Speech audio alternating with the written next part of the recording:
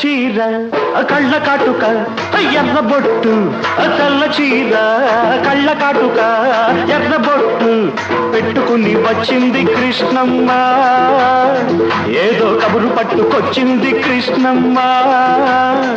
ఆ కబురేమిటమ్మా ఈ పరుగెందుకమ్మా ఆ కబురేమిటమ్మా ఈ పరుగెందుకమ్మా